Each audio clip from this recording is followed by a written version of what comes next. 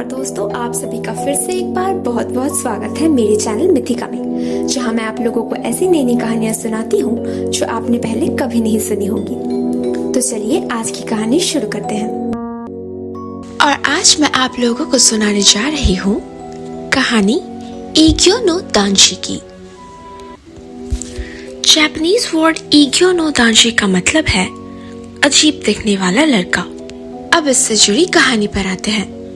ओतोमो सेंजाएमोन को शिकार करना बहुत पसंद था। लोग जैसे कीड़े मकोड़े मारते हैं, ओतोमो ठीक उसी तरह पशु पक्षियों की हत्या किया करते थे। जब उनके माता पिता की मौत हो गई तो वो उनकी चिता को आग देने भी नहीं गए। उसके बदले वो शिकार पर चले गए।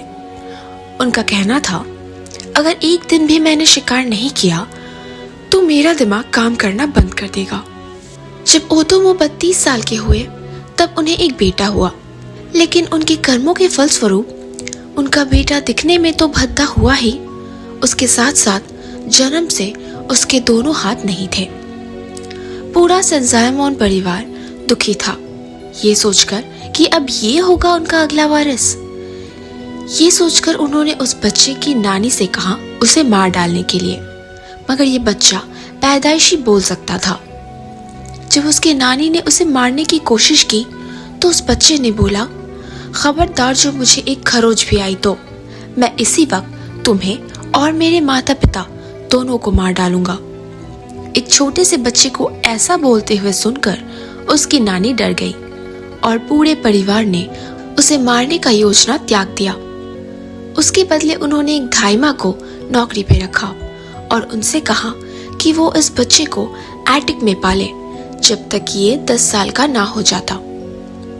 घर के बाकी नौकरों से भी ये कह दिया गया कि वो इस बच्चे के बारे में बाहर किसी को भी ना बताए।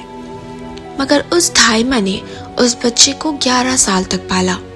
उसके बाद वो अपने परिवार के पास वापस चली गई, मगर अपने घर वापस जाकर भी उसका मन वही एटिक में रह गया, जहां वो 11 साल तक उस बच्चे के साथ रही। वो हमेशा सोचती थी, बेचारे के पास दोनों हाथ नहीं है, जिंदगी उसके लिए कितनी मुश्किल होगी। यही सोच सोचकर वो रोती रहती थी। एक दिन कुछ तोहफे लेकर वो उस घर में वापस गई उस बच्चे से मिलने। वहां उस एटिक में बैठकर उसने काफी देर तक उस बच्चे के साथ बातचीत की और फिर अपने घर वापस जाने के लिए वहां से चली गई। वो बारिश का मौसम था और बातचीत करते करते काफी रात भी हो चुकी थी। उस बच्चे ने सोचा उसकी धाइमा के लिए वो अंधेरे में रोशनी भेजेगा।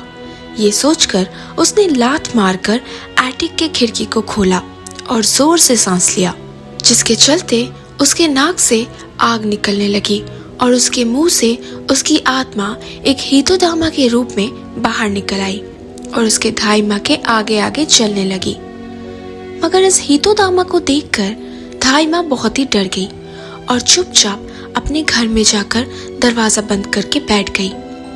उनके घर वालों ने जब उनसे पूछा कि क्या हुआ तो वो किसी को वजह बता भी नहीं पाई, क्योंकि इस बच्चे को उन्होंने ही पाल पोस के बड़ा किया है।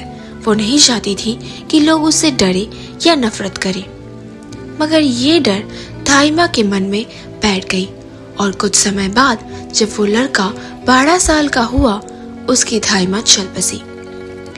लोकल लोगों के मुताबिक उस लड़के का नेचर पशु जैसा था। उसे कच्चा मांस खाना पसंद था। सिर्फ यही नहीं, उसे कपड़े पहनना भी पसंद नहीं था। सर्दियों के मौसम में भी वो बिना कपड़ों के ही रहता था।